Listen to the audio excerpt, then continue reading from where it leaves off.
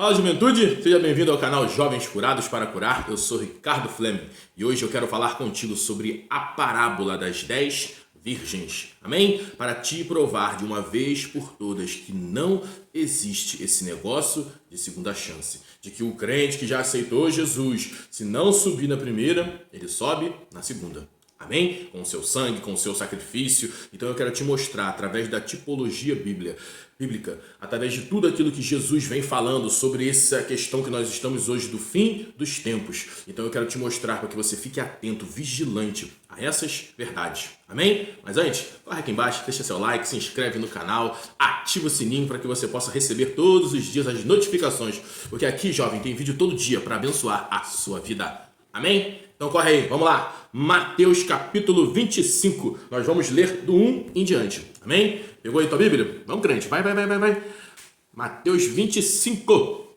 Do 1 em diante, a palavra de Deus vai dizer assim. Lembrando que Jesus agora está explicando as coisas do fim do tempo. E ele vai dizer assim no Mateus 25. Então, o reino dos céus será semelhante a 10 virgens que, tomando as suas lâmpadas, saíram a encontrar-se com o noivo.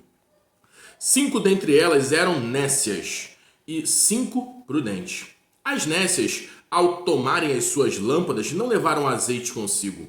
No entanto, as prudentes, além das lâmpadas, levaram azeite nas vasilhas. A tardar o noivo, foram todas tomadas de sono e adormeceram. Mas à meia-noite ouviu-se um grito: Eis o noivo, saiam ao seu encontro. Então se levantaram todas aquelas virgens e prepararam as suas lâmpadas. E as nécias disseram às prudentes: Dai-nos dos azeite, porque as nossas lâmpadas estão apagando. Mas as prudentes responderam: Não, para que não nos falte e também falte a vocês. Ide antes ao que o vendem e comprai. E no 10 vai dizer: E saindo elas para comprar, chegou o noivo, e as que estavam apercebidas entraram com ele para as bodas. E preste atenção, e a palavra de Deus vai dizer: E fechou-se a porta. E no versículo 11 diz: Mais tarde chegaram as virgens nécias, clamando: Senhor, Senhor, abre-nos a porta. E no 12 ele diz: Mas ele respondeu: Em verdade vos digo que não vos conheço. E no 13 ele termina dizendo: Vigiai, pois, porque não sabeis o dia e nem a hora. Aleluia! Glória a Jesus! Então, meus irmãos, vamos entender tudo isso aqui que Jesus está dizendo. Lembrando que Jesus agora está explicando parábola por parábola como os seus escolhidos, como a igreja, ela deve se comportar. Por quê? Agora ele vem falando sobre 10 noivas. E eu te pergunto, quem é a noiva de Cristo? A igreja.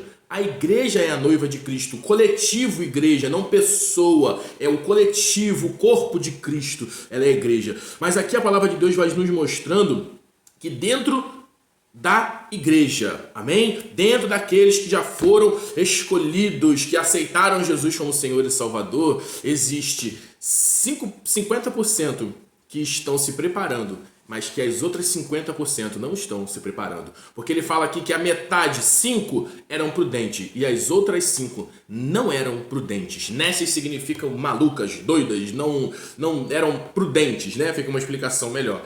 E aqui ele vai dizer que todas estavam indo de encontro a Cristo Jesus, né? Todas estavam indo de encontro ao noivo. E essa é a caminhada da igreja. A igreja, eu e você aceitamos Jesus para quê? Para que a gente possa receber uma medalha no peito e colocar e falar assim, ó, eu sou agora a igreja do Senhor? Não é isso. Aceitar Jesus como Senhor e Salvador é um processo, juventude, que eu e você temos que fazer para poder sermos salvos, para poder naquele grande dia estarmos diante do Senhor. E eu vou ser bem claro com essas verdades. Aceitamos Cristo Jesus para não irmos para o inferno, porque eu estou vendo muita pouca gente falar essas verdades sobre o inferno. Então eu quero te alertar, te dizer que a obra da redenção, aquilo que Cristo Jesus veio fazer foi tirar a sua vida da perdição eterna para que você possa ter a salvação eterna. Essa é a obra de Cristo, essa é a obra da cruz, tirar do homem o destino de morte e dar a ele um destino de vida. Então é uma escolha que eu e você temos que fazer. Mas isso não significa que porque eu e você aceitamos Jesus, que nós estamos automaticamente carimbados, garantidos no céu. Existe uma forma de se viver, um comportamento, porque evangelho é mudança de comportamento, santificação é mudança de comportamento. Nós estamos falando isso sobre todo esse tempo, essa maratona toda eu estou te mostrando através da palavra de Deus que existe uma santificação inicial, uma santificação progressiva e uma santificação final, e que nós estamos no meio nessa santificação progressiva, e para que você possa ter o direito de ter a última nível de santificação, você deve caminhar em santificação, você deve caminhar em buscar ao Senhor, santificar a sua vida, se despir do velho homem, amém? Se revestindo do novo, não andando mais como andavam os gentios, uma forma de dizer na sua vida mundana adiante, quando você não conhecia Jesus. Então, para isso é que Jesus veio morrer, para que você, cabeção, porque você tem a mente de Cristo, possa ser salvo. Amém? Então essas são as verdades. Então aqui a palavra de Deus está dizendo que a igreja está caminhando de encontro ao Senhor. Só que aqui diz que o noivo tardou a chegar. E você só vai entender esse negócio aqui se você começar a entender como que é o casamento dos hebreus, como que os judeus fazem até hoje. Porque diferente do Brasil, lá quem demora a chegar é o noivo que tarda a chegar. Aqui nós temos o costume da noiva, né? Tardar, mas lá é o noivo que tarda a chegar.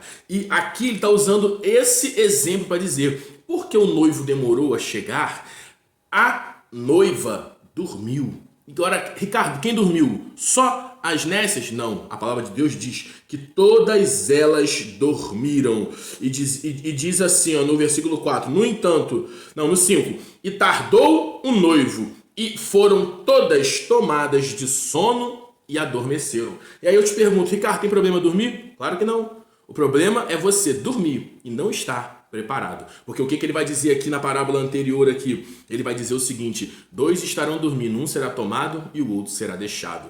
Amém? O sono aqui fala sobre do cansaço, daquele sono normal que você tem, não quer se referir a um sonho profético, nada disso. Aqui tardou para dormir mesmo, cansou, estava todo mundo cansado, falou, vamos dormir, esse é o sono que eu e você temos na noite normal, e elas dormiram. E nesse processo de dormir, a Bíblia diz que na meia-noite, se ouviu um grito, eis o noivo, saiam ao seu encontro. Então, isso aqui é o quê? É uma aplicação dizendo que se eu e você não estivermos preparados, aleluia, para esse grande dia, nós não iremos entrar no casamento. Amém? Porque ele vai e continua dizendo que depois que o noivo, depois que houve esse grito, e eu quero entender aqui que isso é um clamor do Espírito Santo, dizendo para você, ei, desperta a igreja que dorme, acorda, o noivo está chegando, porque independente se você está tendo uma vida com Deus, ou se você está com essa minha vida aí meio bagunçada, o Espírito Santo está todo o tempo falando contigo,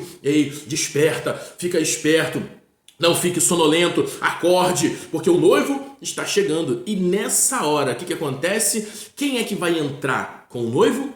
Aquelas prudentes, a igreja prudente, a igreja que andou em santidade, a igreja jovem que está lendo a sua Bíblia, você aí, ó, a juventude que está tendo intimidade com Deus, dedicando tempo em oração, leitura da Bíblia, participando das coisas de Deus, que está mudando o seu comportamento, que no seu emprego não tem mentido mais, que não tem roubado, que não tem andado no meio da bebedice, da prostituição. Ah, Ricardo, mas eu acabei caindo, e aí eu fiz isso e fiz aquilo outro. Ei, meu amigo, arrependa-se e volte ao primeiro amor. Por quê? Porque a graça, ela ainda perdoa pecado. E você está esperando o quê? Está querendo ficar se remoendo aí, ó, nessa lama do pecado? Sai fora disso. Volta para o Senhor, porque o Senhor, ele vê o seu coração. Ele perdoa pecado ainda. Amém? Então, aqui ele vai dizer que somente quem entrou foram as prudentes. Aqueles que até dormiram, mas estavam cheios do Espírito Santo, até estavam cansados, até de repente, né, assim um pouco desanimado, mas quando ouviu o grito, falou, oh meu Deus, aleluia, tô aqui, tô pronto, Senhor, né, já estava cheio de Deus, e aí nessa hora foram de encontro ao Senhor, e eu quero que você aprenda essa verdade. No versículo 10 vai dizendo assim,